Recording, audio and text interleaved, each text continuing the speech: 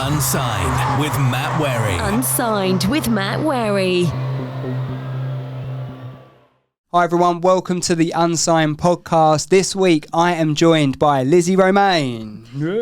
Yeah. And you still can't hear it. I know, I still can't hear it. I should wear headphones, to be honest. I mean, that would be the most, I'd be It's looking fine. the part then, wouldn't I? No, we look the part anyway. Matching. Sort of. Matching. Doing all right? We definitely didn't coordinate, by the way. No, we're actually recording. So this is the first section, but we're recording this after the Ocean Floors because they've already been in. We've already done our bit with them, but now we're having a bit of time to ourselves and we can sort of recap. No, we won't recap, will we? Because then this is going out first. So what's the point in doing that? But essentially, we're going to meet Lizzie now because we've met Ocean Floors. They were lovely guys, weren't they? They're so nice. Just really down to earth. Just, Yeah. really great. Really great. So stay tuned to watch that in section 2 and 3. But how are you anyway? Yeah, really good. Yeah? Yeah, thank you so much for inviting me on. I'm really excited to be Islington Radio and Yeah. Matt Wherry and Unsigned. It's just, it's great. So thank you so much. I'm glad you said, yeah, it was quite funny how we ended up sort of linking up because it was via Ocean Floors. It was actually via Ocean Floors. Which I didn't mention to them No. because it was Hamish. Yeah, we didn't even mention it. No. Basically, it's they sent me a DM asking whether they could have an interview with me, and I'm on Hayes FM 91.8, but at the moment the studios are closed, so all of what I do pre-records from home because it's the only thing I can do. So they were asking for an interview, and I was like, well, technically we can do an interview. Of course we can. I'm up for interviewing them, but the problem is at home I've got two very furry ragdoll cats, Right. and I mean they have zoomies, they run around, they just make crazy noise. They jump up on our piano and it's just mental there. And I was just thinking this just really isn't ideal.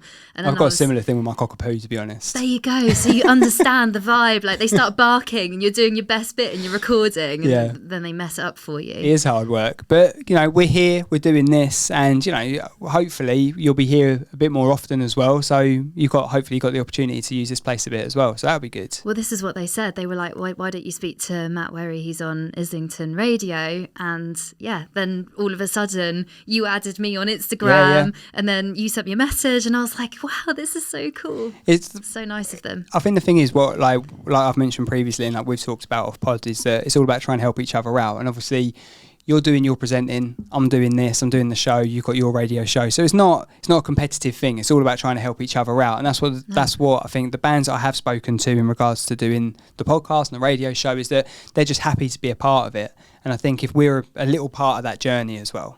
It's just so exciting. I think that's the most coolest thing about brand new music releases for me is you've been doing it about the same amount of time now. So 2 years, 2 to 3 years.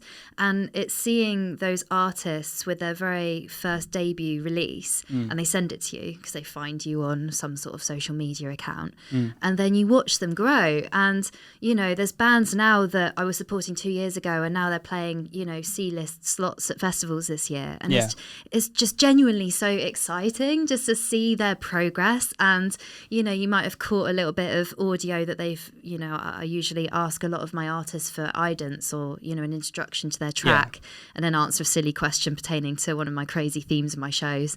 And it's lovely to hear their voice and really get to know them. And then you see next step they're playing some massive sold out festival or gig or whatever. It's just great to be part of that journey. So you said about doing you've had to work from home a lot doing your Hayes FM sort of gig, So what do you use to record for that? What is your pre-record software? So I've got Shure mic, I've got a mixing desk, and then just straight into the computer. Yeah. And then I use Adobe Audition to record my audio on. Used to use Audacity, but upgraded. Yeah, Audacity. I could never get my head around that. I really struggled with it. Nah, it's not my vibe. Audition is just so much easier. I taught myself how to use it. Yeah. But then I go back into Adobe Premiere Pro and then I edit it all together through there. So I'm using a lot of raw files. Right. For the show. So when the guys are doing idents for you and girls are doing the idents for you, how are they then sending those to you? Is that via WeTransfer or something like that? Yeah, either WeTransfer or Dropbox or sometimes Disco. There's loads of different platforms. It comes in various different forms. Sometimes they'll attach it to an email, but usually, obviously, it's they're quite big in size, so WeTransfer works just as easily. But the great thing about most musicians these days is they tend to have a microphone knocking around from lockdown when you can go into a studio and record, so people will be doing it from home. So a lot of the time, a lot of artists will have a proper mic, or if not, they can just record it on their phone. On our show, we have Artists of the Week, and they do that, literally just send us like a voice note on WhatsApp, and then that comes over, we put a little mix on it. So every week we have a different one. It's always up on the website. If people want to go to that, unsignedmusic.uk, you can see our latest Artists of the Week. We've also got, you mentioned you got your playlist as well that you put up. So you do that on Spotify, right? I've got a Spotify playlist, you can access that via my website, which is www.lizzieromain.co.uk. On Spotify playlist, it will take you straight to the top one is the one that you want. And I update that sort of every 2 weeks or something like that. Depends on when I get my show out. Obviously, I've got a day job. I've got several day jobs that I juggle at the moment. So, very, very occasionally, if I'm going on holiday or whatever, sometimes it'll be updated every 3 weeks. I've got to kind of work around the social life, It is difficult. I mean, with doing the podcast, doing the radio show, trying to update Spotify playlists, trying to run events and stuff, there's only so much time in the day, and when you've got everything else going on, like the real world, it is difficult to balance it all out. This is it, and if you've got like a 30th birthday party or whatever coming up, you're always going to have to occasionally prioritise social events and things over the radio show. Is there a 30th birthday party coming up? There's lots quite specific. There's lots of 30th birthday parties coming up, so I'm not giving away my age here much, but I've got lots of friends that are turning 30. We've already established I'm a lot older than most of the people that are coming on this podcast already. Do you know what I mean? Like, I was chatting to a few of the guys like off pod and stuff, and it's like, they're all like, mid-20s and stuff like that. But there's someone that I've listened to quite a bit, Cairo Cole, and he's a rapper, and one of his songs is Dreams Never Die, and he said on there that it doesn't matter how old you are, doesn't matter what you've been up to, it's about trying to achieve your dreams no matter how old you are. And I think that that's what I'm keeping in my head anyway. I've got a great track actually from my show this week, so I'm not plugging my show specifically on this. I'm actually plugging the track. It's by Interlopers, and it's called Rainbow's End, and it's basically talking about if you never try and go for your goal, Rainbow's End, you imagine the pot of gold at the end of the rainbow. You're never going to know whether you're going to get there or not. You have to try and enjoy the journey getting there, because otherwise you don't know what's going to happen. And it's one of those songs, it kind of sounds a little bit like Don Henley, The Boys of Summer, like quite 80s vibes. Oh, really? Oh, I've got to listen to that. It's really nice, and I've got it stuck in my head again now. It's whirling round and round. But it's just a really good feel-good track. And it really spoke to me this week. So, you've got to listen to that one. I will, definitely. You've got to send me that.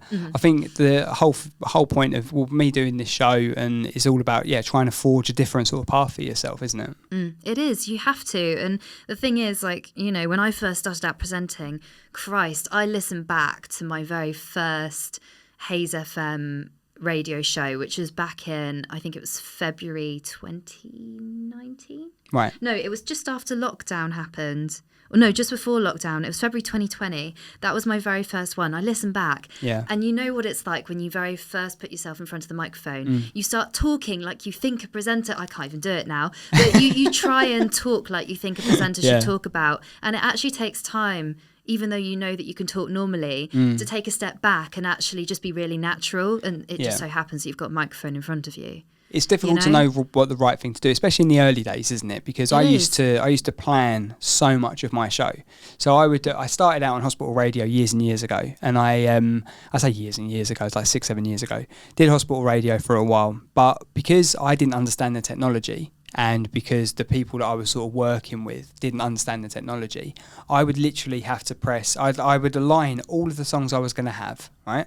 And then I would press go, similar to what we do on the podcast. You press go and hope for the best, basically. And any missed link, any song sort of tripping out, whatever, would then go out live. But it was pre-recorded, but it was 57.5 minutes of me doing like a live show that would then go out later down the line. But because I was so panicked about screwing up, I would literally write almost like a script of what I was going to say in every bit.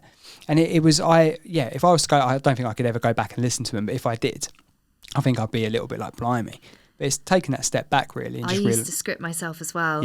And it is horrible. It is so horrible. And I had one of my best friends, she said to me, I can hear that you're reading it. Right. And she was like, you need to get off of the script. This was my best friends. And at the time I was like, ouch, like, but it was constructive. It was a very quick youch, because I was like, actually, this is constructive criticism that I need to progress. And I, above anything else, I want to progress. Yeah. So you telling me something like this, youch, hurts for like 2 seconds. Right, okay, cool. Bye-bye script. And I haven't used a script probably ever since. And, it's mental listening back. And it's taken so much of me not to go back and just delete all of them. Yeah. But I've left them there because I just think if there's another presenter out there that's just starting out, go back and listen to my first ones. They were terrible. They were really bad. But I've left them there on purpose because it shows you how much you can progress. And I think it's the same for artists. A lot of them, they try and like delete their first songs, or, like the last song that they released is their favourite song. And they'll always look back at the very first one and be like, oh no, that was rubbish. Yeah. It's not rubbish. It's just you've progressed since. You've got to develop over time, don't you? You develop over time. You learn different things to make it sound better. Like talking from presenting, I'm nowhere near a musician, so I can't comment on that front. But from a presenting perspective, trying to be as natural as you possibly can. Hit the thing. See? Keep the mistakes in, right? It makes it more natural.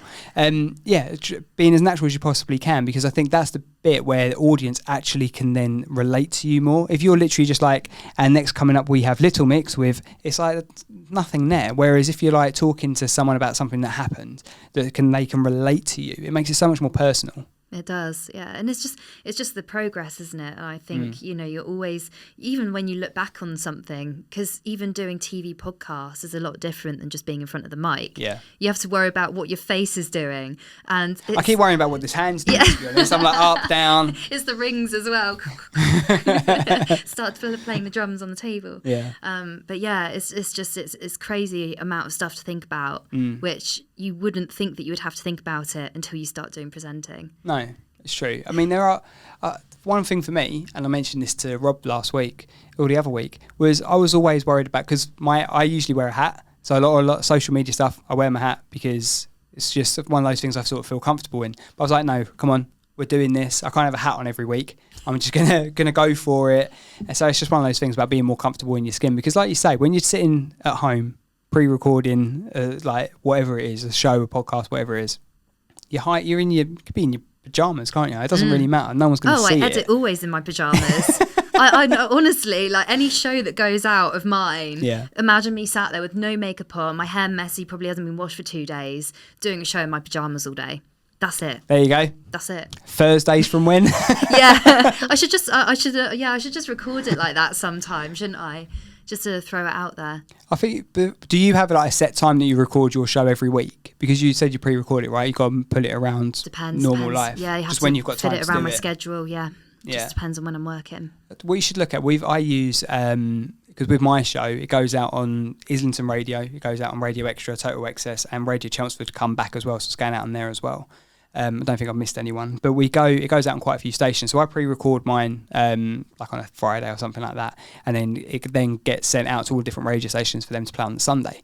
And Play It Live is what I use, and it's a really good system where you can load all your tracks in, and you can select which tracks you're going to have. You can manage it all on a sort of database sort of thing, and you can go through and you can just do your voice links so then it's all there for you. It's a bit like voice tracking then. Yeah, pretty much, but it's cheap and cheerful, and it does the job, and it is pretty good. And it's like the way in which I do my show, and then obviously the prep always takes longer than the show, because although my show isn't scripted, but obviously the way in which I do it on Unsigned Music UK is there's a submit your music sort of tab, and then you go on there and you fill in all your details, you upload your track, you upload the artwork, and then that then puts it in a little database for me, because I'm a spreadsheet geek, and it puts it all on there for me. And then I've got bits of key information from the artists about who they are, where they're from, who's in the band, what the track's about, stuff like that. So it makes it quite easy for me to have a little read through that a couple of days before and pick out a few bits. I go, right, cool, I can mention that. That's as far as my prep really goes now, because I think you can get yourself into a bit of a rabbit hole and be like, I need to go, right, cool, so I need to mention this, need to mention this. And if you're doing a voice link in a pre-recorded show, obviously we wish we could do everything live, but it's just one of those things that, life takes over and it's very difficult to do this live all the time. One day, maybe. One day, maybe. I feel like doing pre-records, it does set you up well for being live, because it's the same as this. Is that, yes, it's pre-recorded. I mean, like, minimal editing goes into this, and then it goes out. Minimal. Yeah, it is minimal. But in just a good way. That's just in a very natural way. Exactly. That's what I mean. Not. Yeah, you do no editing, Matt. Yeah. Fucking hell. You're scrimping on your content. No. It's the natural vibe approach as well, isn't it? 100%. That's when we met up with the lads earlier. You'll see this later. When we were having a chat with them, I said, like, they were like, oh, what can we say? What can't we say? And I was like, you can say whatever you want. As long as you know it's going on YouTube, it's going on all streaming platforms, you can say whatever you want. I'm not going to hold you back. Like, if you want to, you swear on it or whatever, I don't care. You just got to realise that whatever you say is going to be out there. So, this is always like the peek behind the curtain. I want people to relax. I want it to be as live as possible. I want the watchers and the listeners to know that we're not sitting here scripting. Yeah, I've got some notes here about, okay, cool, so I need to mention about X, Y, and Z when we're going through it with the guys. Yeah, things like that. Or latest tracks that are coming through, or a bit of trivia about where listeners may be from. You know what I mean? Yeah. Little bits. You're not going to remember bobs. all of that in your No, head. of course not. We're talking for an hour and a half on these pods. One's going to remember that. No, exactly. It's like if we were doing a proper show, me and you presenting a live show on Hayes or Islington or whatever, it'd be a case that we would have that producer there prepping all that stuff for us. But when we're, at the not bottom of the food chain, but when we're sort of working our way up, you have to do all that work yourself. So it is very difficult. If you're like a budding presenter or want to get into it in any way, you can DM either of us and ask about how to get into it or Please whatever. Yeah. But it is difficult to sort of try and find your feet with it and know what you should and shouldn't do. I think there is an element of prep you have to do, but you don't want to then get to the point where it is like you said earlier about scripting all the way through. It sounds awful. It just I mean, it was a way to get started. Yeah. And that's what I see it as, know, but you can't moving forward. You have to just have bullet points and just things that you can look down on and go, oh, okay, yeah, that triggers my prep that I did earlier, school, mention the school or something. Then you go, oh, okay, they all went to Islington Primary School together or whatever. Yeah. Whatever. No, it's it does come with, the more you do it, the better you become. And I know that's a real cliche, but it is true. I think that if I was to go, but I haven't got, I started out on, like I said, I started on hospital radio like 6-7 years ago, whatever it was. Then I've been on Chelmsford and Southend for the last couple of years. They're very branded, and now I'm obviously on the stations I mentioned a bit earlier on. But I think that I've got into my own, you get your own style and you get your own rhythm, and I think people know when you're just thrashing out voice links or whatever it is. I think that people can see through it. If you've got regular listeners, they know they probably even know when you're on a good day or on a bad day. And I think that's what I sort of want to have, this personal relationship with the viewers and the listeners of this, because I won't lie to you, I've had a shit day today. I won't go into it in too much detail. You'll know on my socials if you follow me why it was a shit day.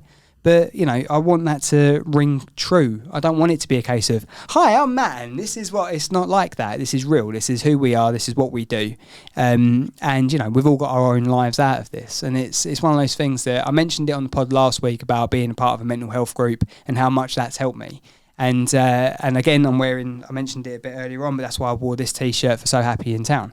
It's all about, it's real stuff. We're not just, DJs or whatever it is behind a microphone who hasn't got real shit going on. It's important that people not have to see everything that's going on, because as you can tell, I can talk forever. But it's about seeing the real you as opposed to the caricature of you on radio.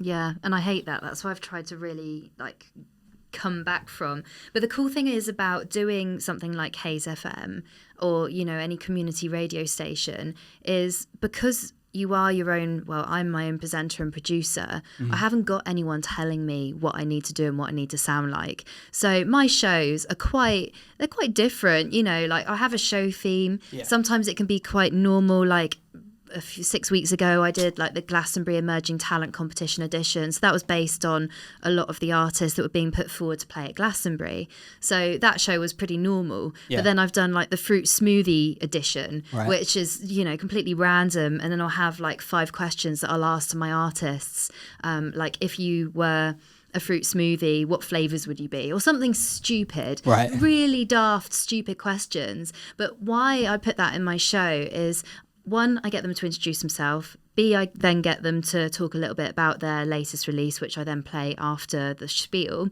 And then thirdly, then I ask them a really daft question, really, really stupid and idiotic. Right. But it brings the personality out of them. It makes them relax. It makes them laugh. It makes them joke if they've got a couple of people that are recording the audio together, 2 band members, 3 band members. Yeah. It makes them relax. And the other cool thing about it is it makes them memorable as well. If they have a really funny answer, like I think I did the fruit smoothie edition, snog, marry, avoid. Right. So I said, what fruit would you snog, what would you marry, and what would you avoid? So I had people saying I'd snog a peach, just ridiculous, stupid. I know it's stupid, but it also works really well for the show. Yeah. So my shows are very niche, but would I have that sort of vibe of show if I had a producer telling me what to do?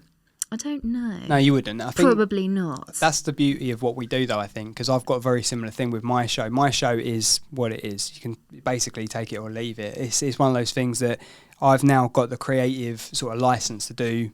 Not anything I want, but up to a certain point. I know that my show is going out on multiple radio stations, so I need to obviously be mindful of that. So I'm just putting the tablet down because it was running out of battery. I have to be mindful about what I am playing, obviously. But there were times when I've presented the show in the past when it was in a different format. It's like, we need to potentially have stuff a bit more middle of the road, or it has to be stuff from quite local to where the radio stations were, which is completely understandable and fine, because our show going out on a Saturday or a Sunday with someone washing their car, they probably don't want heavy metal blasting out of the speakers from someone in Wales or something. But the beauty of what I do now is I have that creative license I like playing lots of different genres. I don't have one genre I go, I'm only playing that because that's what I like. I like a lot of stuff. Like we were talking off pod earlier. Same, yeah. I like, when I was growing up, I liked 80s stuff. I think that's down to my dad mainly, to be quite honest.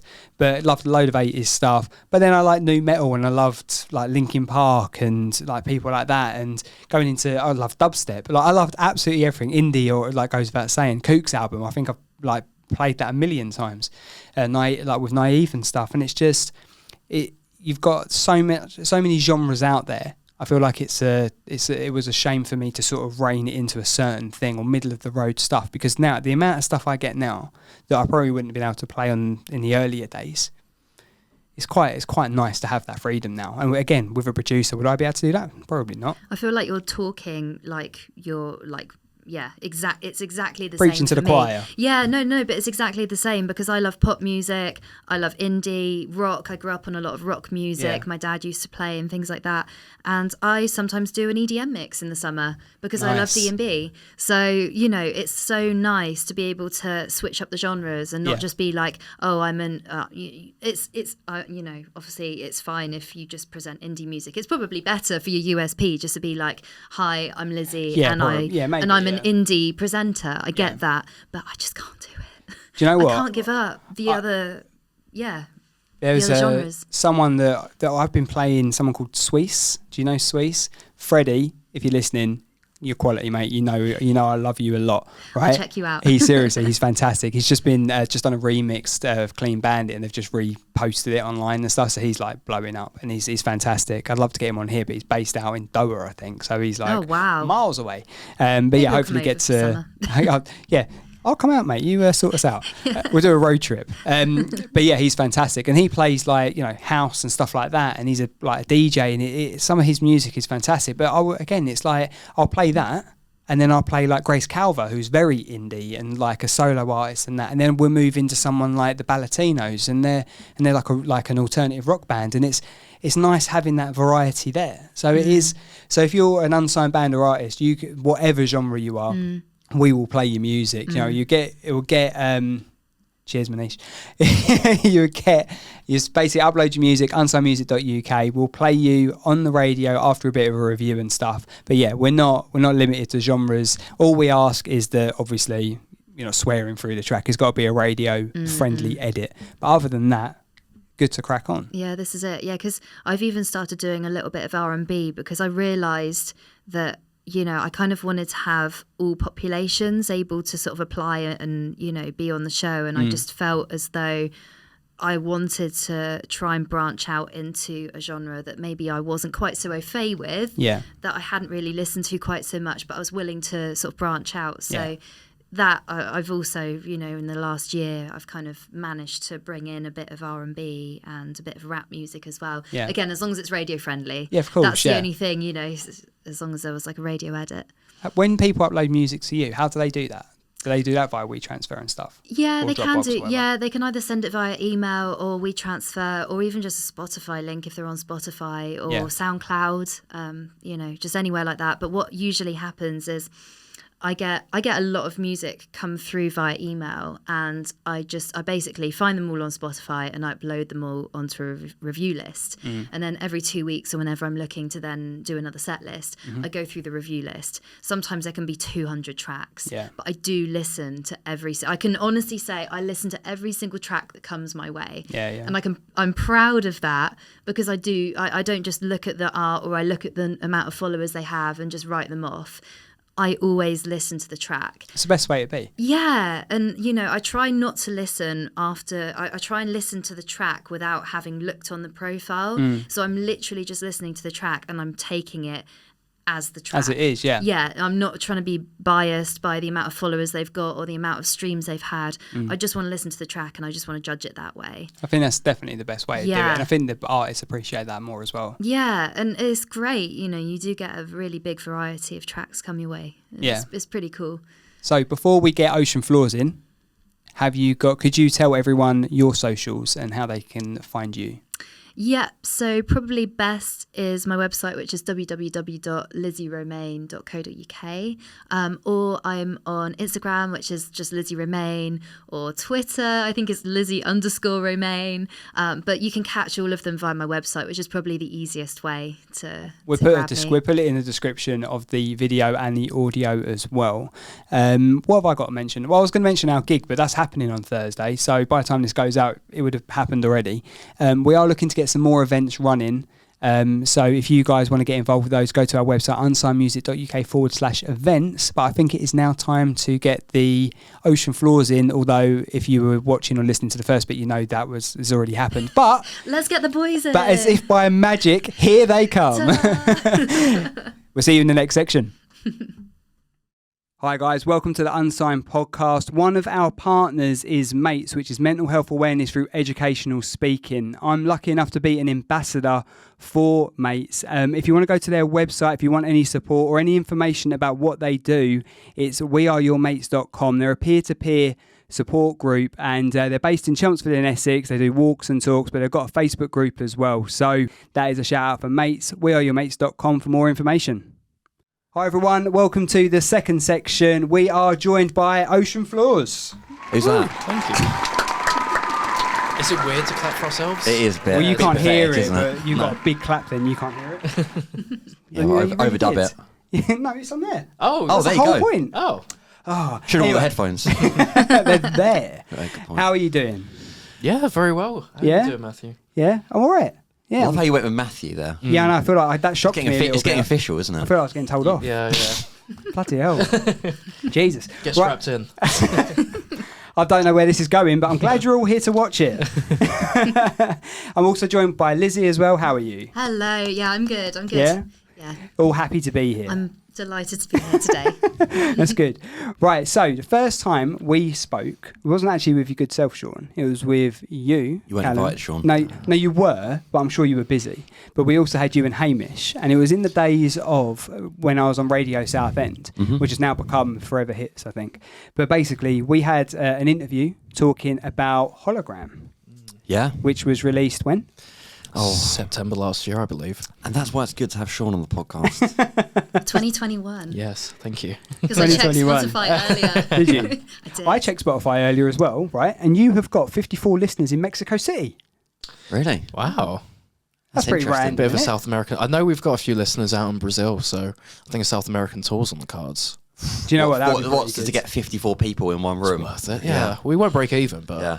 Maybe we can get them to like crowdfund the flights. Yeah. Something like that. Why Get not? some pretty pictures at least. Yeah, exactly. Yeah. I've got Mexico City, Chicago, LA, and Dublin.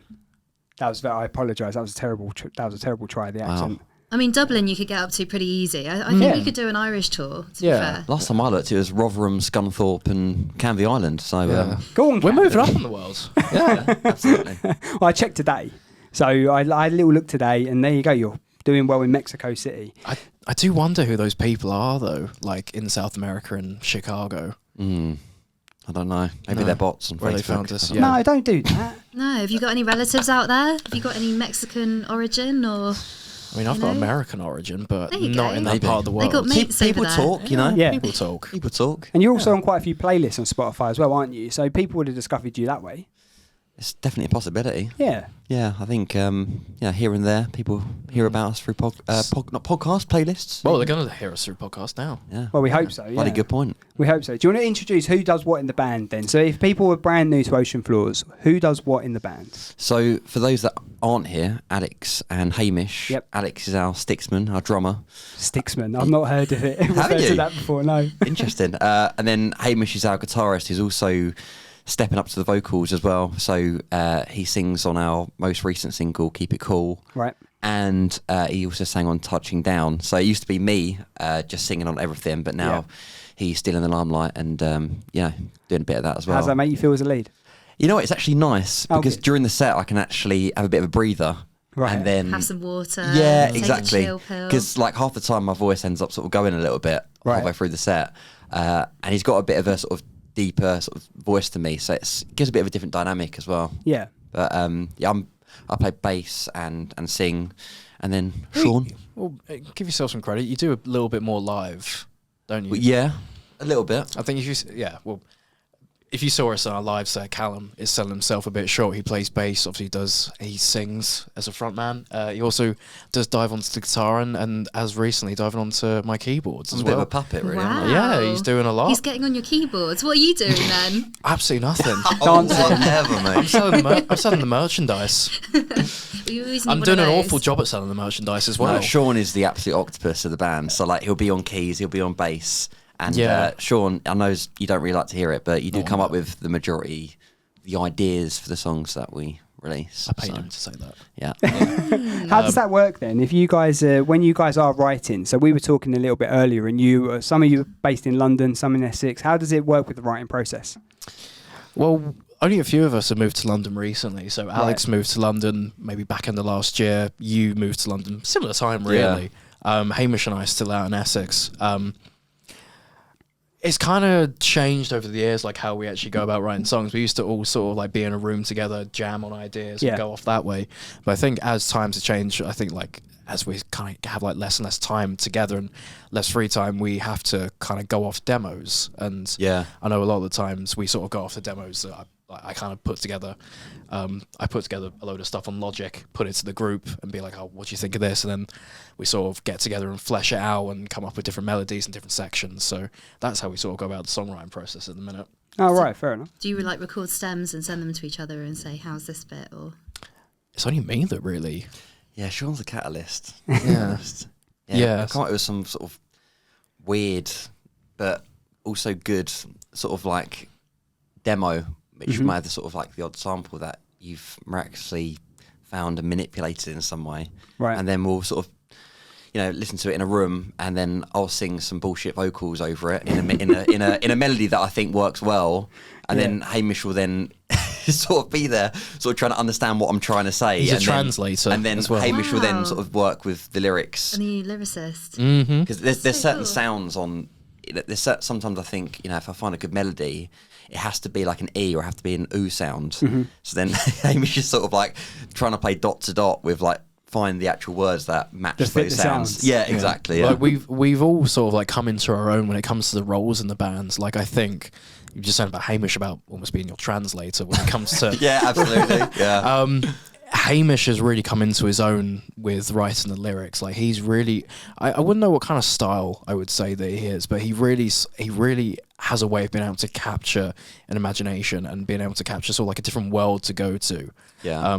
He's definitely he has his way of words. Very well read man. Was Speaking of words, I think he's the person I always speak to on social media as well, isn't he? Yeah, correct. I'm so sorry. Yeah. No, I think it's lovely. I've spoken to Hamish more than I've spoken to you guys. Yeah. And no. I know, it's such a disappointment, isn't it? Not at all. No, it's great. But clearly he's got away with words because he must be doing all the does he do all the outreach as well and the sort of the promo and We sort the of emails? split it a bit, but it's sort of Hamish and Alex, and then they sort of like they write the initial stuff, and then we sort of come in and like tidy it up really, or like if we need to make any changes. Yeah, I'd say so. Yeah. But I guess like I'm sort of back to the roles. Like Hamish is really sort of taking it upon himself to sort of be like that, but I'm a bit of a kid in a candy shop, right? Or a sweet shop. I'm not American. My kids do that all the time. They were moaning at me the other day about candy floss. What's it in America? Cotton candy. Yeah, whatever. Oh, yeah. Oh, come on. It's too much YouTube, I think. But I was going to say, like, Alex is like the logician of the band. So, like, you know, if I'm thinking, oh, this needs to go there, this needs to go there, Alex is very good at sort of knowing... Calming you down. Yeah, and also, like, knowing, like, what's going to be, like, a great set list and sort of understanding, like, what's right, what goes too far, what doesn't, and whatnot. So... We tend to work all right together, don't we? Yeah, we definitely have like, we've got roles and we work well off each other. Like I think we bounce well off each other. Yeah. I mean, we've been doing this for a long time, so I think by now we would have figured out if this was working or not. Well, a lot of you been together since school, right? Yeah. Hamish and I went to school together. We went to secondary school. That's how we met, and then met Alex through a mutual friend, and then we've known each other since we were kids. Yeah, me and Sean live down, well, technically the same road. Yeah. Technically. Or next road. It was going to be my question. It's a road. Yeah. It's a road. Yeah, it's a road. Live near. Yeah, good point. It was going to be my question actually, because in your latest music video, you guys literally just look like you're having a laugh, like old mates. And I was going to say, was it music that brought you guys together, or was it the other way around and you were friends first and then music? But you've just answered that. But yeah, I mean, Hamish and I are like we were in secondary school together. We kind of like hung around similar groups, but we weren't like close friends until we sort of like started putting a band together. And we started playing music together when we were about 15, I think. We got put together to play some tunes for a parents' night at school. have you got video footage? No, unfortunately not. I would love to have seen that. Do you remember the tunes you played? We played All Along the Watchtower. We played a few like Jimi Hendrix tunes and like an Arctic Monkeys tune. Like we had a couple. I bet of you thought you were sick. We honestly, it probably sounded terrible, but You got to start somewhere. yeah, I mean, like year 7 admission rates were an all-time low that next year after they saw us in the music department. My son or daughter will not be going to They're Anglo not European. coming to the school, not one bit. Do you see that ginger guy? Never a chance. He's going to be listening to this. But yeah, so we just started slowly putting together a band. Like we had a few schoolmates that we started a band with. We had a guy called Harry Russell who started out on the bass for us. Jens, who was our original singer. A few things sort of like happened. They sort of like moved on and everything. That sounded really sketchy, but I said a few things happened. You fired him, Sean. Life happens. Yeah, it life happens. Life happens. What was the name of your band then? Was it a different name? Christ. We were called the Shermans. Yeah. The Shermans. Yeah. Is that after Nutty Professor?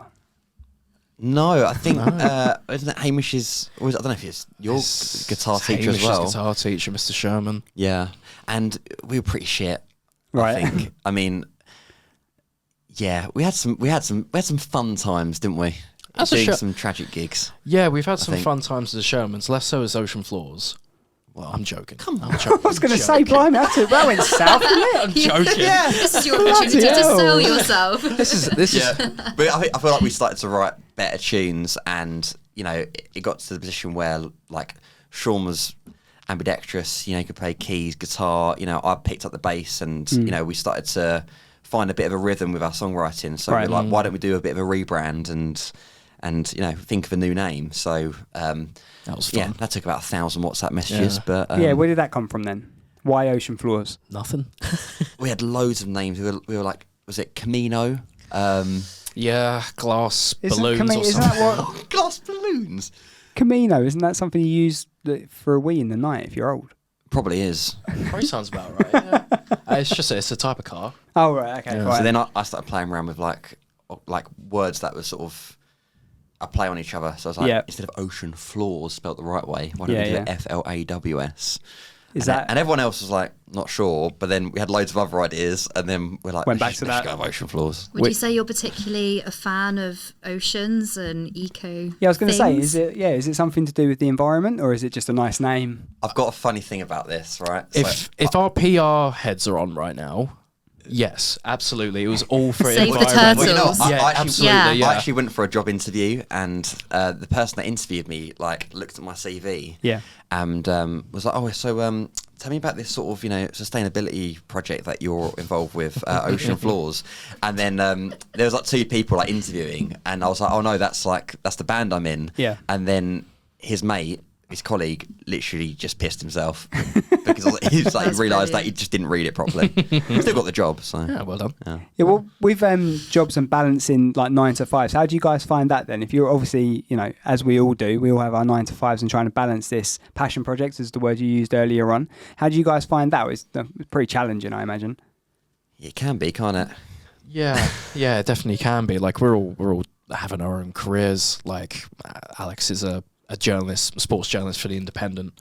So he's working ridiculous hours because he mainly works on combat sports. So he reports on boxing, MMA. Most of the fights are in Las Vegas, so he's up till the early hours of the morning reporting and stuff. So his sleep schedule's all over the place. It means we can do stuff during the day. When it gets to the evening, he can be our night owl. Yeah, exactly. But it can be a bit challenging. But I think we're trying to make the most of it. Like we put time aside for each other to get together and do stuff. Yeah, and I think we've realised that you can't just sort of sit there and wait for things to happen if you want a band to work. So, with all the jobs that we have, we take our own income and invest it into the band every single month to pay for things like whether it be marketing, whether it be for,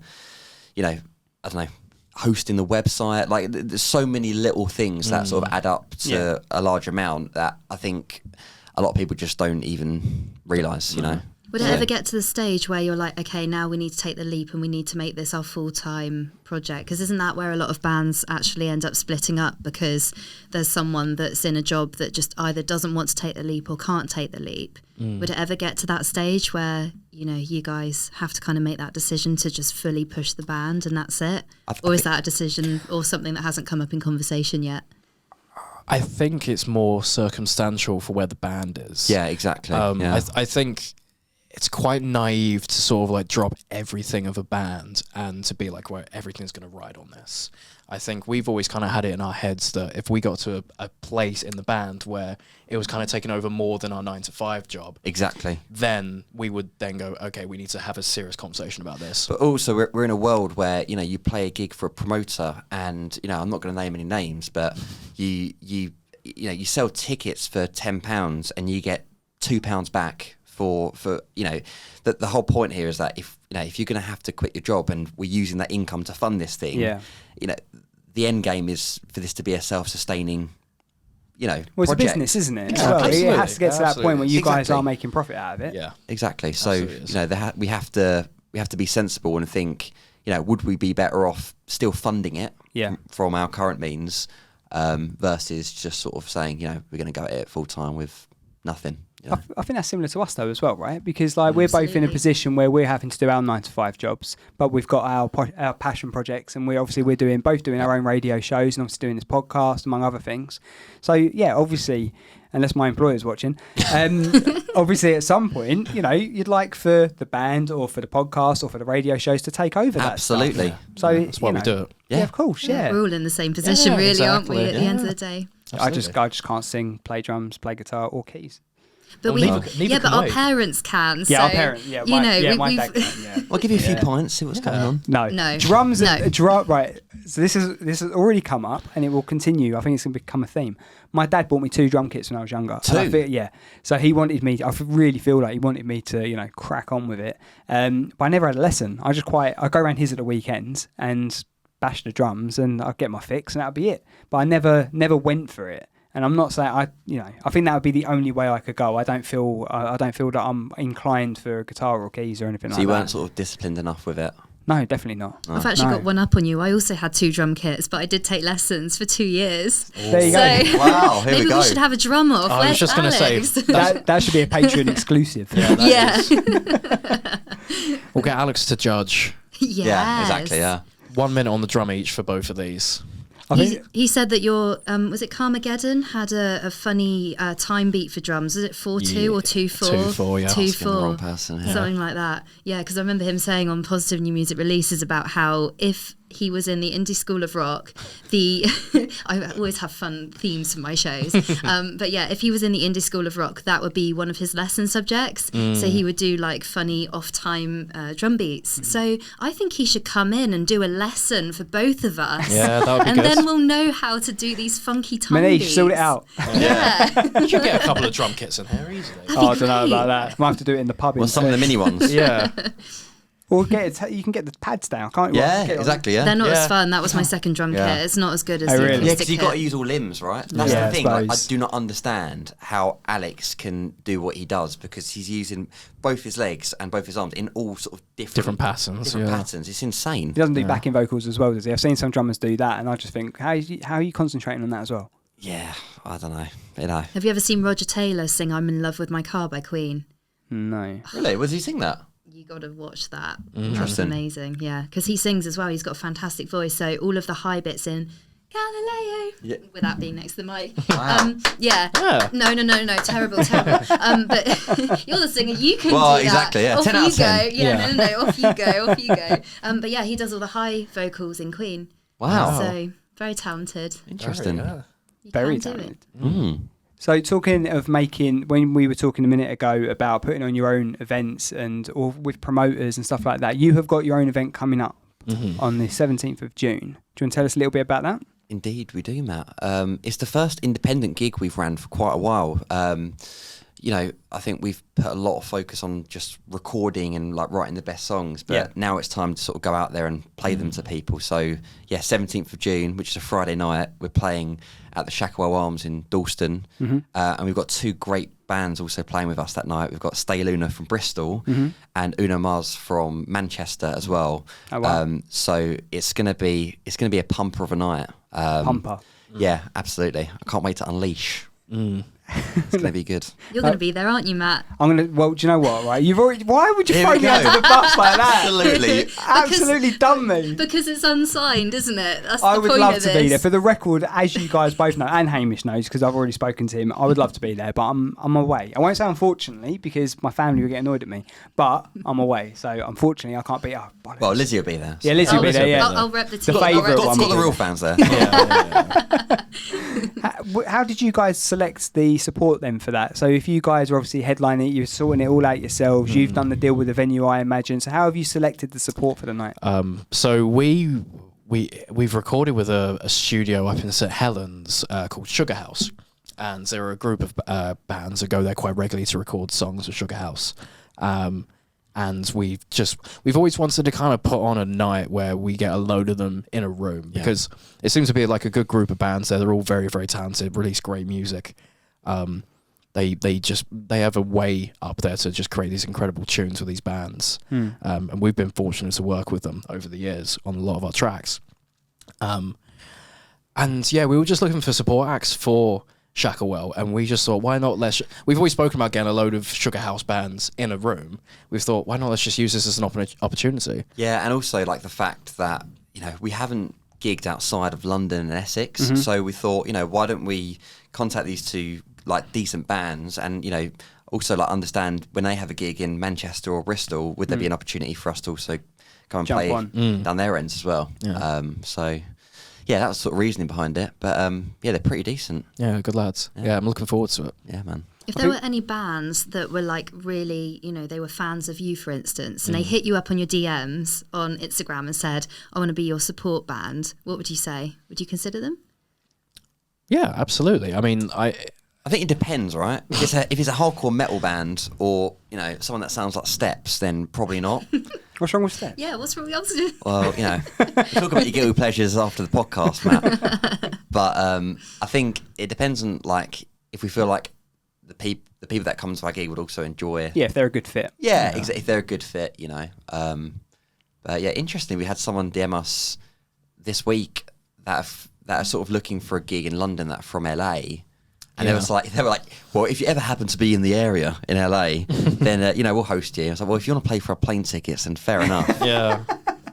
But But That'd be alright, wouldn't it? we've had a few people reach out to us and say like, oh, we're fans of the band and everything. Like we had a band reach out to us from like Brighton and Cambridge and everything. So I think like we're keeping in the loop with them to try and arrange something in the future. So yeah, it's not something we completely disregard. Like it's really nice to get those messages in the first place, just to say like, oh, I'm a fan of the band and everything. I mean, ultimately, more gigs the better, right? Because you're then sort of sharing the community of their fan base, they're sharing the community of our fan base, and then it's all good from there. It's all about helping each other out, isn't it? We've discussed this, and it's a case of trying to help it. All of us help each other out. If that's band to band or venues or us, people like us who are presenting and trying to make a name for ourselves as well. It's all about helping each other out. And I think that if the bands are all helping it, because I can imagine there's some bands that are potentially quite competitive, or have you found that everyone's pretty cool and everyone's just aiming at the same thing? I mean, there's definitely been gigs we've gone to and we've seen bands who are like, you lot of wankers. Oh, really? But half the time, the bands we play with have been brilliant, and they're good. You will always come across acts who think they've made it. Yeah, like, at an age and at a stage where like hardly anyone knows them. That's a normal thing. I think people sort of like get like a little glimpse of, they might get like a little result or a little glimpse of something, and they think, okay, that's it, I'm done. Like I can be whatever I want. I can ask for all green M&Ms in my green room and everything. That's the second time that's been mentioned on this podcast, and it's the second episode. Someone mentioned about blue M&Ms and Rider. Yeah, I'm not original. The rare ones, weren't they? I'm not original. The blue ones. They're the ones that make you go wild. Yeah. They should just sell packs of them, shouldn't they? Yeah. Like nightclubs, shouldn't they? I think they took the good stuff out of them. Yeah, probably did. Yeah. I've realised I'm not original then. Sorry. No. You just called him out go there. Home, Sean. You've put me in my place and I'm happy about that. Put your jacket back on. Where is it? Right, I was going to ask you guys one thing. It might not be the most entertaining question in the world, but I was interested to know, there's so many bands out there that are probably trying to achieve what you guys are doing, putting on your own events and releasing like your music and that. You guys have got your Instagram verification as well. How did that come about? How is that something that... Only the best. I was going to say, that's guarded secret, that is. Is it like the black card at Nando's? I don't really... I think so. I think things just happen sometimes. Callum, if we say anything that... Yeah, shut up, Sean. We go away for a long time. Basically, the police just want us to secrecy on all the other bands are watching. They're all going to have the green tick. Is it green tick or blue tick? Yeah. Oh, blue tick. Blue tick. I'm going to start my own green tick. I literally woke up one morning and it was there. I was like, brilliant. Someone was like, you got a blue tick. I was like, we don't know how. You don't know how? No, we literally just woke up and it happened. Yeah. Oh, fair enough. Yeah. I get like junk mail emails saying, verify your account now. I'm like, I don't think I've got enough people following me yet to be able to get that done. Hey, 100 quid and we'll make it happen. It's funny as well. Like, I think you see, I remember when, not comparing us at all, and it'd be a very fucking weird comparison, but I remember when like Simon Cowell got Twitter, he had like no followers, and then all of a sudden you just got a blue tick. Right. Yeah, so it's not based on the amount of followers. I think it's based off credibility. Like, I think if there's enough sources online to like verify who you are, backlinks and stuff like that, maybe. Yeah, exactly, like SEO basically. So if there's enough like articles out there saying, "Oh, this is who you are," and there's like links back to your Instagram, then they sort of like track that and they can go say, "Okay, this." I mean, it's a bit of a guessing game, isn't it? Yeah. But yeah. God knows why they picked us. I know. Yeah. Thank God they did. Yeah. Has it opened doors that, or is that something that? I mean, it's one of those things we just don't know because, like, you know, if someone DMs us, they're not going to be like, "Oh, dear Sean at Ocean Floors, the reason that we're, messaging you right now is because of the blue tick that we saw in your profile." Do you know what I have noticed though is that in our Instagram DMs, we've been getting like a lot more like partnership asks. Like a lot of people come to us saying, "I'm a rep for so and so brand. We want you to wear our clothes or our jewelry and everything." Have you ever done that yet? Absolutely not. What no. sponsor? Are you not going to? I really want to though. Why not? They'll pay you. Yeah. What sponsor would you absolutely drop your pants for? Christ, where do I start? Doritos or something would be a good one, wouldn't it? Doritos would be fantastic. I don't know, just like Domino's. What about you? Beyond Meat would be good. Beyond Meat would be great. Beyond Me, what's that? Wicked Kitchen. I had Wicked Kitchen the other day. It's like the Beyond Burgers, like the plant-based. Plant-based, yeah. Plant-based burgers. Plant-based. But have to shop again. Yeah. But yeah, never have to pay for a ticket. ticket. Or beers. What would you do? Yeah. Let me think. Beavertown Brewery would be quite good. Don't mind a bit of that. Fair enough. Was that beers? Yeah. Or Pirate Studios. We get free rehearsal time. Yeah. Yeah. I realise we're just plugging loads of brands. We've Sponsor us. Yeah. Pampers. Pampers? Are you dropping the fact that... It's for Sean. That's for Hamish. Even. That's for Hamish, yeah, sure. Is that news? I've got to get the band members right. So. Yeah. So if Pampers dropped into your DMs tomorrow and said, wear a big nappy for me, you'd say yes. Absolutely. I think you'd do that anyway. I don't think it has to be Pampers. We've seen Sean, wear more outrageous things. I would never on have stage. to use a public restroom in my life ever again. Yeah. That wouldn't be You might be wearing one comfortable. right now. It might not be, but you get used to it. Just don't do it on this. Yeah. He's going right now. Someone else has got to sit on that stool next week, I'm having technical difficulties over here. I'm not too sure what it is. But what we'll Have do... you tried turning it off and turn it back on again? I'm going to do that right now. But what we'll do, we'll wrap up this section and then we'll go into the third section after the break, yeah? Fantastic. Cool. That's good. Sweet. Join us in the next section.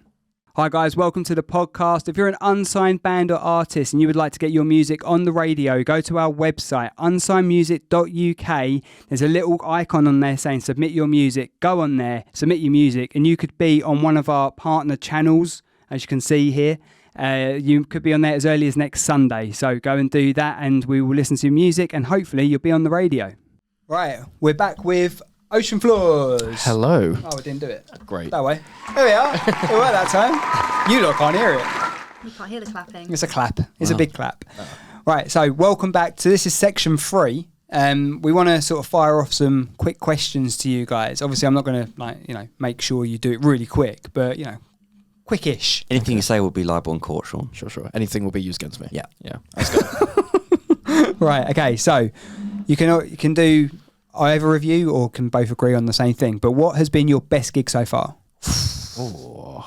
And I don't think you'll be the one at the school. I think you're going to beat me to this, Sean. I think it comes down to two things. I think performance wise, I'd almost say the last gig we played at the Water Rats was almost flawless. It was the first time we played with pads and it introduced low new things. Interesting. Yeah. In terms of overall sort of performance, crowd, Isle of Wight situation, final. the Isle of Wight final, yeah. Yeah, we played a Battle of the Bands series of gigs and we got to the final at Dingwalls in Camden. Yeah. And yeah, we were so energetic for that gig, filled up with emotion. And there's one song we played and we got everyone to get their phone lights out. And I remember just looking at you and I was just like, what the Couldn't believe it. It was, Yeah. it was amazing. Yeah, didn't get to the Isle of Wight. Was that for last year? Yeah. No, it was this year? 2019. Yeah, time flies, eh? Yeah, I know. Yeah, the majority of the room was for us though. So. Yeah, we got 150 people down, and it's quality. people had signs and people on people's shoulders. It was great. Yeah. Yeah. What was one of the signs? I can't remember. I can't remember. All right. What's the worst gig you guys have done? So far? We know. Yeah, what we this know one is, exactly. Sean. You've got this saved on your laptop with a password. Wow, that's really good knowledge. That's kind of like freaky. that's like Nardvar knowledge. I've tapped your phone lines. I know. In fact, I've seen the footage. Do you know the password? Oh. Do I know the password? That's a good question. The worst gig we ever played was we were doing the Christmas lights opening for Shenfield in Essex. Yeah.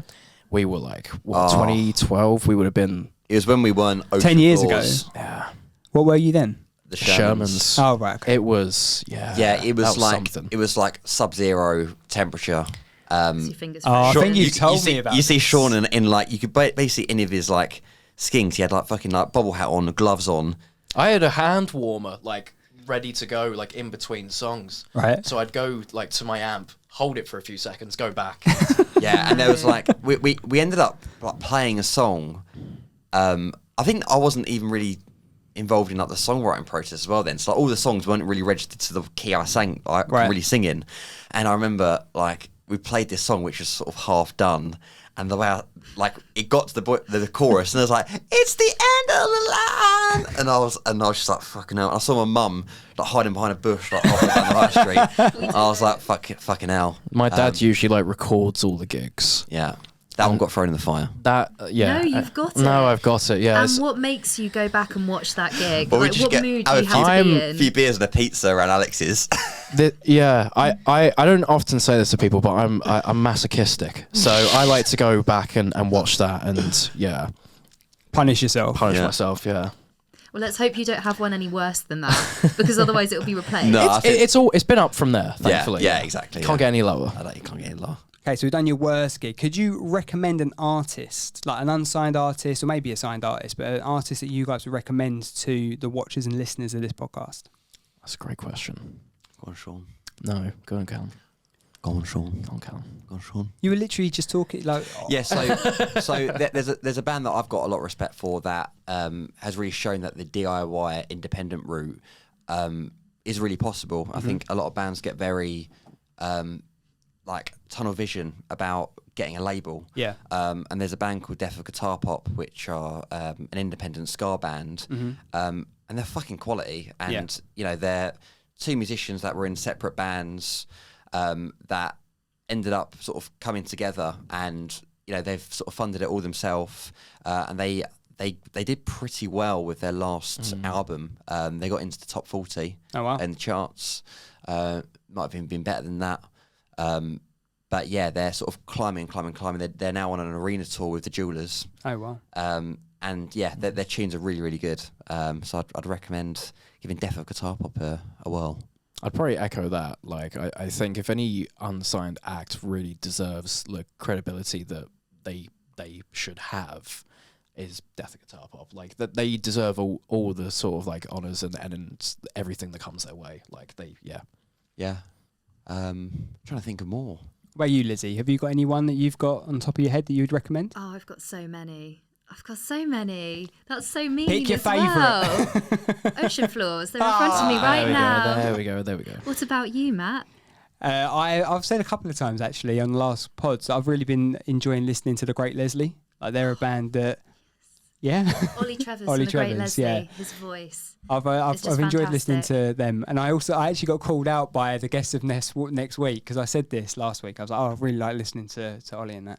And I was on the phone to Downtown City Gardens during the week, and they were like, I thought you were going to say us. So there you go. There's your shout out, Downtown City Gardens. Boom. They're coming on the podcast next week, so I'm really looking forward to that.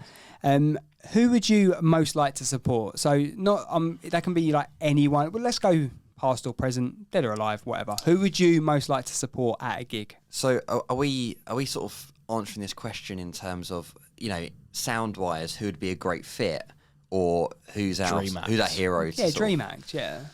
Or both. I'll say that's a separate question, isn't it? Yeah, I feel like it is. I feel like it probably has to be an artist that you wouldn't get the opportunity to see now. Well, we're listening back to your Glastonbury show that you presented. When was that when you presented that? That must have been probably about 6 weeks ago. I think my Glastonbury show came out. Because a lot of the artists on there were saying that they'd like to perform with Paul McCartney, weren't they? Yeah. So that would be like their dream act. So what would be yours? That would be pretty cool. I think I have this feeling that the Beatles wouldn't actually be great live, but I feel like Wings would actually be great. But I'm not going to say I want to support Wings. I'd probably go Arctic Monkeys just because I'd so enjoy imagine being on tour and getting to listen to that set every single night. I don't think it would get boring. It's my answer as well, but I'd probably just be a little bit different. I'd probably say the Strokes. Also the Streets as well. Yeah, for me. Were you Fratelli's fans? I did like the Fratellis when I was younger. Yeah, that would be a cool band to support. That would be. There's a lot of those bands from like the mid 2000s that would be great to support. Like Orson. Like Orson, sadly. Isn't that kind of when like indie sort of really first materialised? Yeah, I mean, around that. I feel like it was a bit of a resurgence. I feel like the Strokes, like in like 2001, like were like, this is indie, and then like a few years later, then you had the Libertines, and then you had like Franz Ferdinand, the Killers, Kasabian. That was sort of like the resurgence. I feel. Yeah, and then you sort of had like more guitar bands come out mid to late. You had like Arctic Monkeys, you had Cortinas, Block Party, the Kooks. Definitely a scene, wasn't there? I feel like much more than there is now. I feel like Sam Fender's the person that's flying the flag at the moment for guitar music. Independently, though, there's loads of bands. I'm getting so many bands, similar to you, I imagine. You're getting so many bands coming through, not the ranks, but coming through onto unsigned and independent shows. Loads of them. More so than probably solo artists, I'd say, at the moment for me. I really like Lotus Bliss as well. They're fantastic, and I caught them live at 110 Above. Have you heard of 110 Above Festival? No. That is very, very good. It's very indie based, so I'd definitely recommend if you're repping yourself, then definitely applying for that next year. Yeah. But Lotus Bliss, they were just as good live, because I saw them live. I was so lucky, and they were just as good live as listening to them on Spotify. Very, very good. I'll have to give them a listen. Yeah. Next question for you. That was loud, wasn't it? Next question for you is, who would you most like to... I know you've got an event coming up, right? And obviously you want the bands that are supporting you to support you. However, who would you most like to support you? Oh, yes, that's a really tough one, because I'm thinking like, it can't be up too much. Mm-hmm. What? Yeah. Yeah. I mean, this is supposed to be quick fire, lads. Maybe the Shermans, so like the shit version of Ocean Floors that we once were. That'd be quite interesting. we'd play all our early catalogue. Yeah, support ourselves. Yeah, we warm up the acts. Most of the crowd leaves by the end because they're just outraged, and then we come back on. Yeah, as Ocean Floors. Yeah, that sounds like a good idea. Yeah, that's a good idea. Yeah. That would actually be really cool. That'd be tripping. Quite Inception. If we could actually go back and like be our like 19-year-old selves playing those tracks, and then come out as 26, 27-year-olds playing the new stuff. Yeah, that would be quite weird. I'm sure in the future that could probably happen. Well, I know ABBA's kind of doing that. Exactly. We just need to get on the ABBA technology. But we don't have ABBA money. But Well, that would be holograms. yeah. Oh. See what I did there? You're going to release your next single as an NFT. That would be fantastic. Oh, you're going Matt over loves this again, NFTs. Quite a good idea. Don't you, Matt? You love NFTs. I'm old. I don't understand them. I don't Just because you don't understand them doesn't mean you can't. You need to still jump on the bandwagon. This is why you're involved with the podcast, to help me sort this shit out. 'Cause I ain't got a clue about it. Do you know anything about NFTs? I know the very basics about NFTs. I know they're severely overpriced, a waste of money, and probably money laundering. I don't want to get involved So we'll anymore. watch this back in 10 years' time. Yeah. We'll watch the younger version of yourself saying exactly, that. yeah. That'll be interesting. That'll be great. Have you yet had, or what will be your made it moment? So, like you mentioned earlier about doing your gig and then everyone holding a phone up and having the torches on and stuff. Yeah. Have you got another moment like that? Would be like, well, we're actually doing quite well here. I feel like it's probably going to like be quite personal in terms of like the answers that we give definitely. here. But I remember when we played at Sean Hamish's school, and I remember thinking, imagine getting played on Radio X, and that's happened. But I don't think like we were even on the sort of, I guess tip of the iceberg really. I feel like for me it would probably mean playing a mainstream festival and people knowing who Ocean Floors are in a conversation in a pub. Right. That's the made it moment for me. Yeah.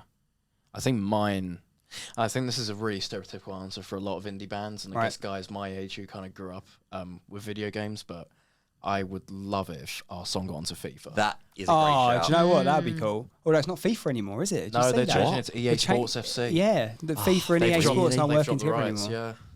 That's such a shame. Do you think it would turn into like Pro Evo of like... Oh, no, I don't want to get... We've got 2 more years to get onto FIFA. We can do it. Oh, is that when that is it? That's when it out? is? Yeah. Oh, We've got 2 more years to do it. I have given up with FIFA now. I'm crap at defending on this one. I can't do it. I'm shit. I remember I played as like Real Madrid, and one of my mates played as, I don't know, Accrington Stanley, and I got done like 10-0. Fair enough. Right. What it would be your ultimate festival or venue to play in? Your top one? Gone. No, Go on.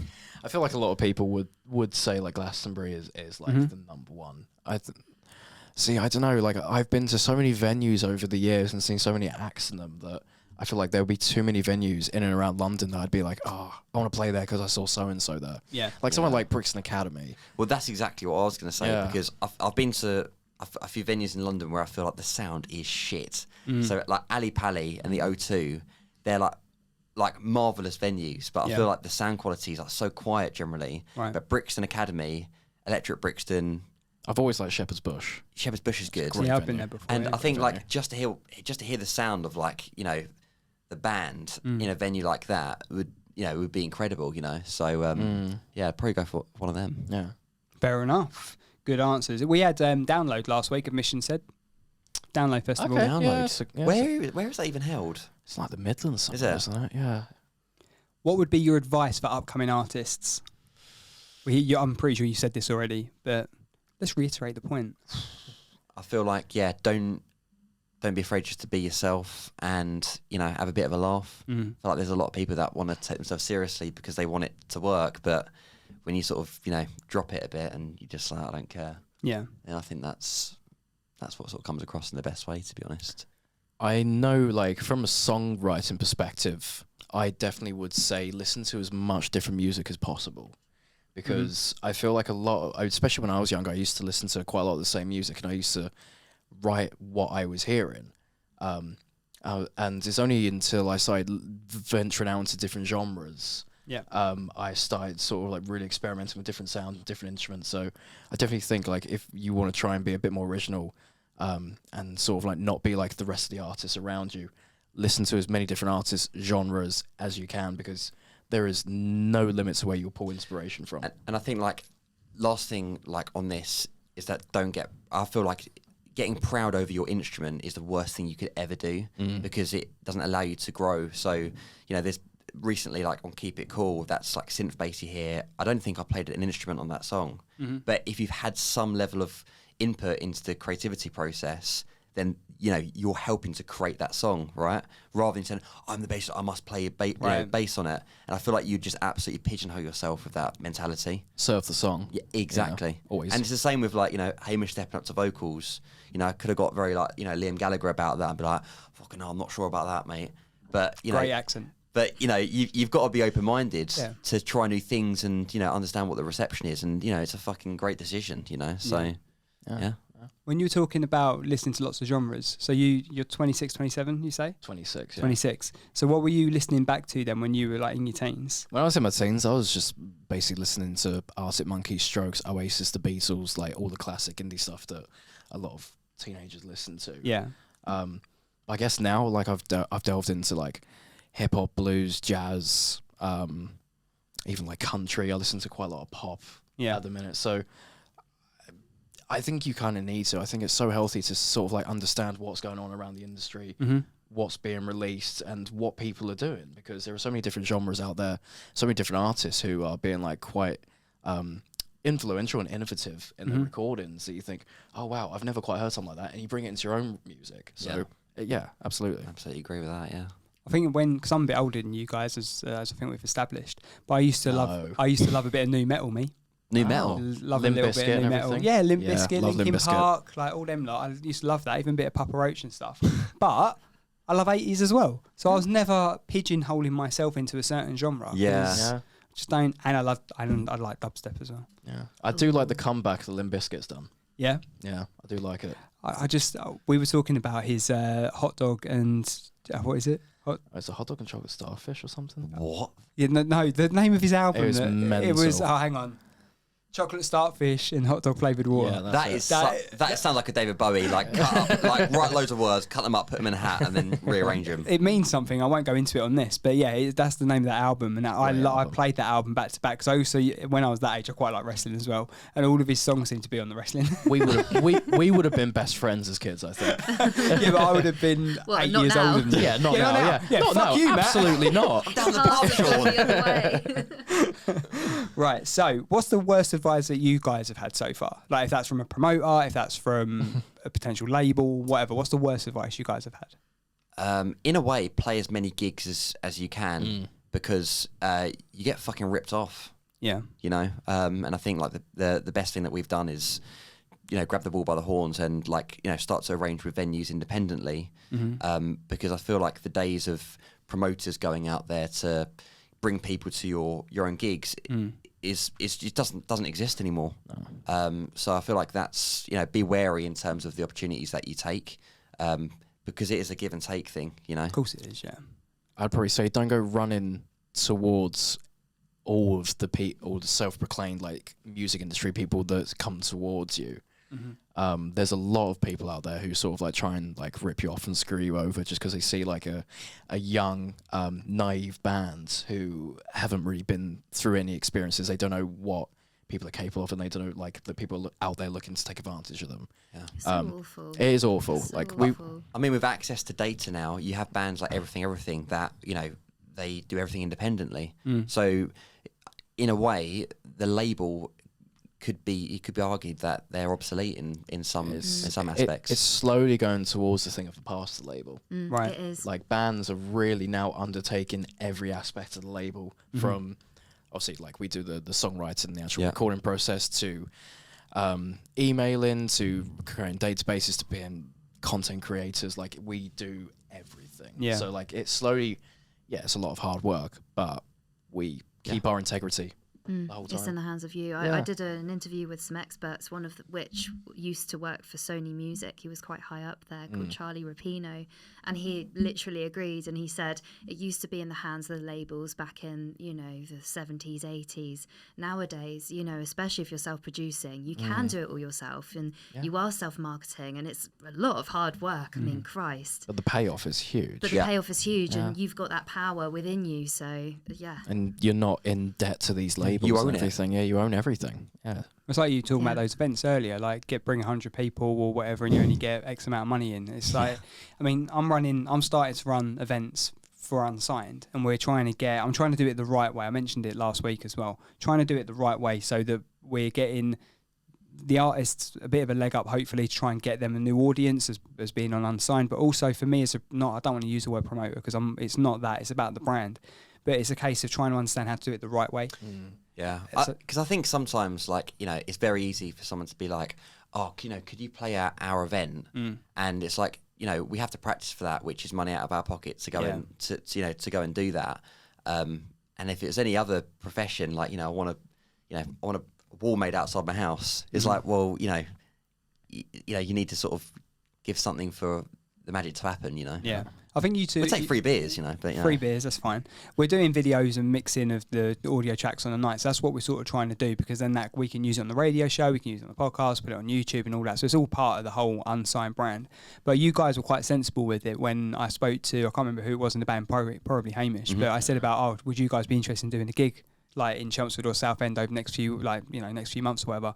And you would got really honest and said, look, we've got our own gig coming up on the 17th of June. Yep. We're really trying to push that. I don't think we'll be able to try and drag people in two different directions, which is absolutely fair enough. But it's also, to help you, and it's like managing, I guess, like expectations, because we wouldn't want to do a gig for you half-assed or for anyone, and know that if we have a gig a week later, it's not going to be beneficial for both of us, You're probably better to have one packed out gig and get all your friends, all your family, everyone to come to one, rather than trying to split them across absolutely. two. Absolutely. Yeah. I think that comes to, again, helping each other out, being honest with each other in the industry, because we're all in it. We're all in this trying to build something. If that's you guys with the band, if that's us presenting, if that's the Unsigned brand, whatever, we're all trying to build something. So it's about having that honesty and that open relationship and having that transparency between all of us, every band that's involved with Unsigned, every band that's involved with your show, because I think at that point you gain trust, and then you will help each other out along the way. Yeah, absolutely. Yeah. Yes. Good response, everyone. Thank you. You're preaching to the converted. Yeah. Yes, from the black shirt crew. Yeah, exactly. Yeah. I'm going to mention, actually, this is from So Happy in Town. Susie Weaver, who is the founder of that. They do a lot of work with My Black Dog mental health charity. So go and give them a look up on the social, So Happy in Town. This is where this T-shirt is from. And and My Black Dog is also a fantastic organisation as well. Is there anything else you guys want to talk about, want to plug, or anything like that? Obviously, let's reiterate your event on the 17th. Oh, go on, Sean. I did the first round. Sure. Go on in. That was a dramatic pause. It was, yeah. We're playing a venue in Dalston called the Shacklewell Arms on the 17th of June. We are supported by two fantastic bands called Uno Mars and Stay Lunar. Tickets are available now, very limited left. Via Dice. Via Dice. You will have to download the app in order to access your tickets. Very easy to do. Very easy. So, we're looking forward to the gig on the 17th. Yeah. Bring your party shoes. Yeah. And what's your Instagram? Because I know it's got the link on there. It is indeed. Our Instagram is @OceanFloorsUK. Floors is spelled FLAWS. Yeah, same goes for our TikTok. Trying to get big on that these days, aren't we? And Twitter. Yeah, and Facebook. Yeah. It's all very difficult, isn't it, all that stuff? Because it's like with Instagram and Facebook, they link a bit, don't they? You can do it via the Meta thing. Yeah, Meta, and you can do it via that. Zuckerberg just bought everything, isn't he? So. Yes. And WhatsApp. Have you noticed on WhatsApp now you can react to what someone says? Yeah. I was waiting for that for ages. So owned by Facebook and everything. Yeah, exactly. Yeah, I like to the band. I'm like, could we do 10 a.m. practice next Sunday? It's like, if you could just thumbs up it, that'd be great. Rather than 5 times minutes. Yeah, exactly, yeah. Is there anything you would like to plug? Do you want to plug your show? Yeah, sure. Don't have to. It's your thing, isn't No, it? it's all about helping each other. We've established that. It's all of our things. Yeah, no. So if you're interested in listening to lots of new music releases, then I am Positive New Music Releases with Lizzie Romain, and it's on Thursdays 1 until 3 p.m. on Hayes FM 91.8. And my website, if you want to catch it through there, is just www.lizzieromain.co.uk, and you can listen to all the shows on there. I've got the Spotify playlist. I update that on a 2-weekly basis. And yeah, it's just got all the socials on there. You can also email me if you're a new emerging artist and you want to be played on the show. Then just send me an email and I'd love to get you on. Sounds like a winner. Yeah, very good. Well, there you go. So we have also got our Patreon that is now live. You guys can sign up to that. You'll get early access to these episodes. You also get exclusive tickets when we are doing events. And we've got some videos coming from the events that we've done in Chelmsford and Southend, which by the time this goes out would have happened. So hopefully that went well. So you guys can sign up to Patreon and get that. Also, unsignedmusic.uk. If you're an unsigned band or artist and you want to get on your music on the radio, same as Lizzie, go to our website, unsignedmusic.uk, and you can get your music on there. What else? Just send it to both of us. Yeah, do that. Send it to me, send it to Matt, and then we'll both play you, and then you both come on here. And send it to us as well. We will listen. Yeah, we'll happily listen. We'll give you feedback with them. Yeah. There you go, it's perfect. We all help each other. Yeah. Exactly, and if we've learned anything from this episode, is that we all help each other. Right. Can't even do it. So. Fair enough. Thank you guys for coming in. Really, really appreciate it. Thank you. Thank you for co-hosting. Thank you. And good luck with the Shackwell Arms on the 17th. Grazie. Good luck with Keep It Cool. Thank you very much. Out now on Spotify and all streaming platforms. Yeah. Done that before. It. Yeah, we trained him well. Yeah. Next NFTs. There's little triggers. Give that up. I never. I know Matt probably doesn't want me to do this, but I did it before we came on here and maybe embarrass him a little bit. But Matt, on behalf of like all unsigned artists and everything, like thank you for all, and Lizzie as well. Thank you for all the hard work that you two do and helping us and promoting us and trying to push us to spheres that we want to get into and trying to make our dreams come true. So yeah, thank you. Honestly, it help, guys. It comes from a passionate place. Like we just want to help. So yeah, honestly. exactly. Yeah. Cool. Glad you're digging. Yeah, thank you very much. Thank you. Thank you everyone for watching, and we will see you on the next one where we're going to have Downtown City Gardens. Have a great week, and we'll see you next time. Unsigned with Matt Wherry. Unsigned with Matt Wherry.